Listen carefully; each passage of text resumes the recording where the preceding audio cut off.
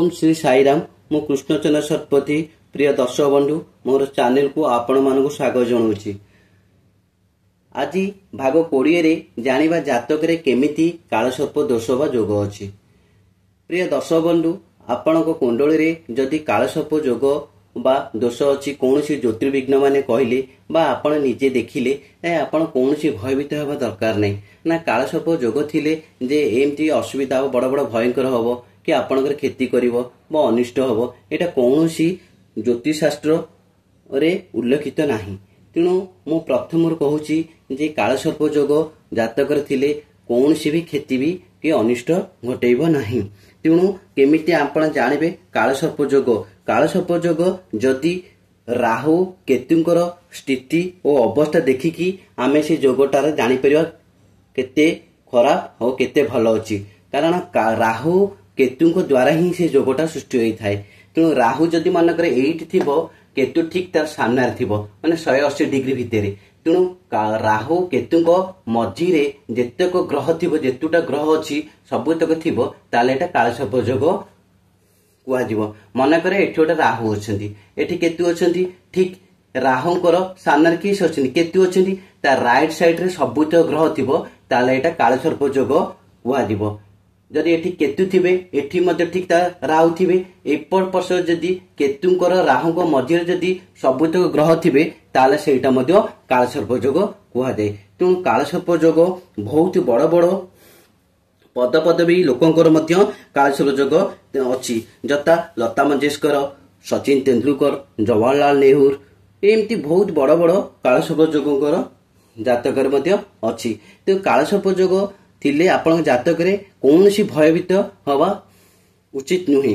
तेणु आपण प्रथमे जानिबे राहु और केतु को अवस्था अछि बा को स्थिति अछि सी आपण को कुंडली रे केते भलो देबे केते खराब देबे ताहा ज्योतिर्विज्ञ माने देखिकिरी कहि परिबे आपण को केते रिजल्ट देबे राहु केते भलो रिजल्ट देबे बा केतु केते रिजल्ट देबे आप कुंडलटा केते प्रकार केते शुभ अछि और केते अशुभ अछि। तेणु आमे कुंडली रे जो आम जानिछे एटा 12टा घर 1 2 3 4 5 6 7 8 9 10 11 12 तो प्रत्येक घर मु पूर्व पढ़ेछि। तेणु प्रथमे फास्ट जानिबे मनकर जदि एठी लग्न 1 लिखाई चोरे लग्न जदि एठी थिबो तार एठी राहु बसिथिबे तार ठीक सप्तम घरे केतु बसिथिबे। मनकर एठी जदि द्वितीय रे लग्न थिबो द्वितीय घर जे लग्न थिबो राहु बसिथिबे ठीक अष्टम घरे तार कोन बसिथिबे केतु बसिथिबे। एमती हेले ताले आपण जानिबे कालसर्प जोग आपण को कालसर्प जोग आपण जातक रे अछि आपण निजे ही निजे जानि परिबे। उदाहरण स्वरूप मनकर एठी लग्न रे राहु अछंती ठीक सप्तम रे केतु थिबे ताल ताकू कोन कोंती अनंत कालसर्प जोग। तापर कुळिकी कालसर्प जोग कुळिकी कालसर्प जोग माने द्वितीय रे मनकर राहु बसिथिबे ठीक अष्टम रे केतु बसिथिबे ताले कुळिकी कालसर्प जोग। तृतीय रे जदि राहु बसिथिबे ठीक तार सामने रे केतु बसिथिबे ताले ताकू कहंती वासुकी कालसर्प जोग। जदि चतुर्थ रे जदि बसिथिबे राहु दशम रे बसिथिबे केतु ताल ताकू कहंती शंखपाल कालसर्प जोग। पंचम रे जदि बसिथिबे राहु ठीक एकादश रे बसिथिबे केतु ताल ता कहंती पद्म कालसर्प जोग। षष्ठ रे बसिथिबे राहु द्वादश रे बसिथिबे केतु ताले ताकू कोन कहंती महापद्म कालसर्प जोग। जदि सप्तम घरे बसिथिबे राहु और लग्न रे बसिथिबे केतु ताल ताकू कहंती तक्षक कालसर्प जोग। जदि अष्टम रे बसिथिबे राहु और द्वितीय रे बसिथिबे केतु ताल ता कहंती कर्कटक कालसर्प जोग। जदि नवम रे बसिथिबे राहु और तृतीय रे बसिथिबे केतु ताले ता कहंती शंखनाद कालसर्प जोग। जदि दशम रे बसिथिबे राहु और चतुर्थ रे बसिथिबे केतु ताल ताकू घातक कालसर्प जोग।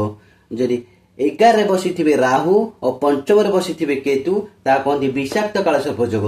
जदि ଦ୍ୱାଦଶରେ ବସିଥିବେ ରାହୁ ଆଉ ଷଷ୍ଠରେ ବସିଥିବେ କେତୁ ତାହେଲେ ସେ ସ୍ନେହ କାଳସର୍ପ ଯୋଗ।